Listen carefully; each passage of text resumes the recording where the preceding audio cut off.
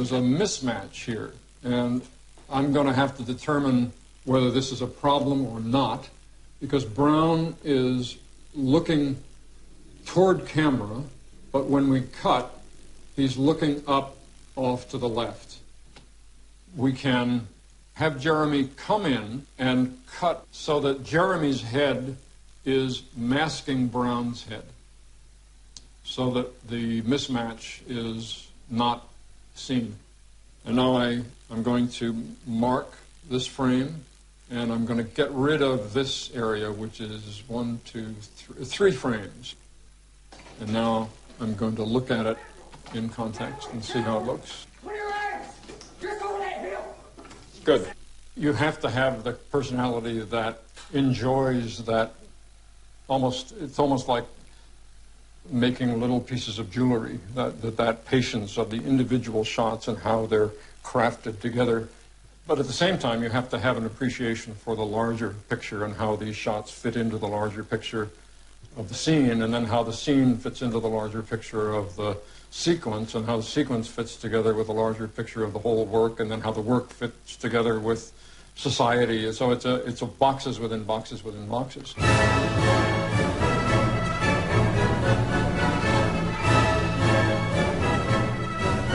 The Russian Revolution sparked a revolution in film editing as well.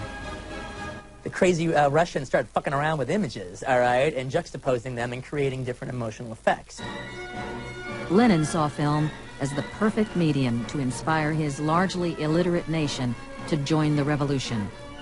They took these films out in the middle of farmlands and showed it to the farmers and the peasants. They began to understand that they could get a certain emotional, psychological effect by a certain type of cutting from one image to the next. And that became a manipulation of what the audience was feeling. The Russian filmmakers rejected the bourgeois stories and seamless editing practiced by Griffith. Instead of melodrama, they offered real life. To make the film Man with a Movie Camera, documentary filmmaker Dziga Vertov and his team took his cameras into the streets to record a typical day in Moscow. It's constantly reminding me that I'm watching a movie. There are scenes inside an editing room. You see how they edited movies back in 1929. They were engaged in a pure explosion of creative activity in manipulating these images.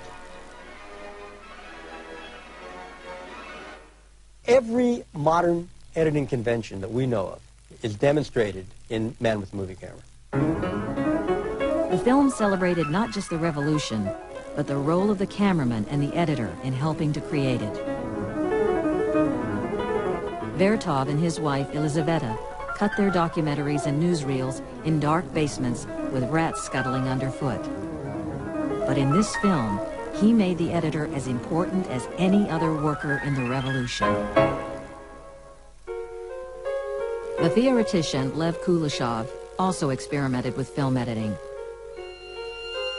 In his most famous study, he took a shot of a Russian actor and intercut it with 3 different objects: a bowl of hot soup, a distraught woman draped across her husband's coffin, and a little girl playing with a teddy bear.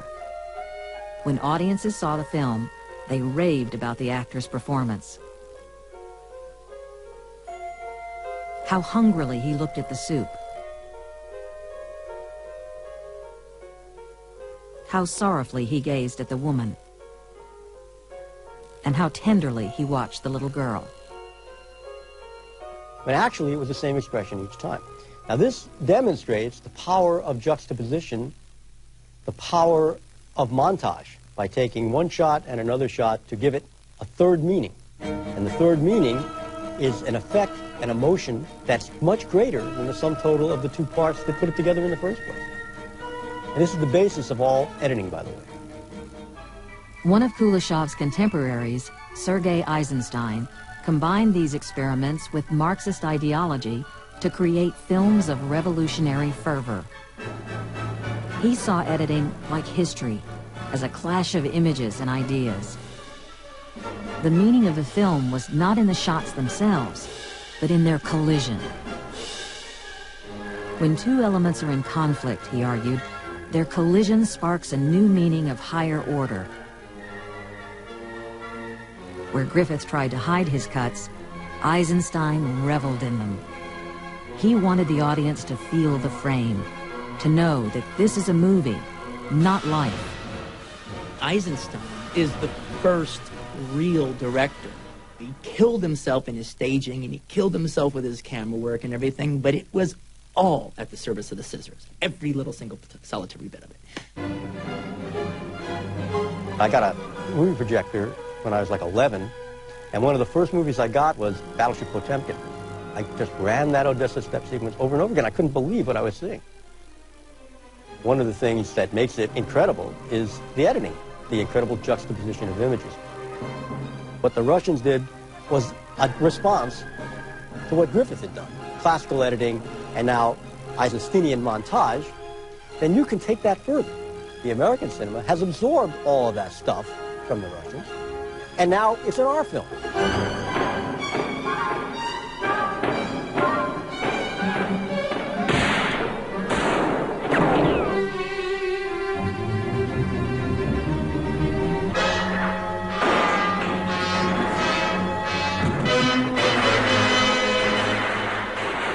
The fact is that many of these techniques have been appropriated into what we do every day as editors, right here in Hollywood, California, making action pictures. Because we are also trying to get a response from the audience. We are also trying to get them to rise out of their seats, rise out of their complacency, but not necessarily for revolutionary purposes, but just to really have a great time in the movie.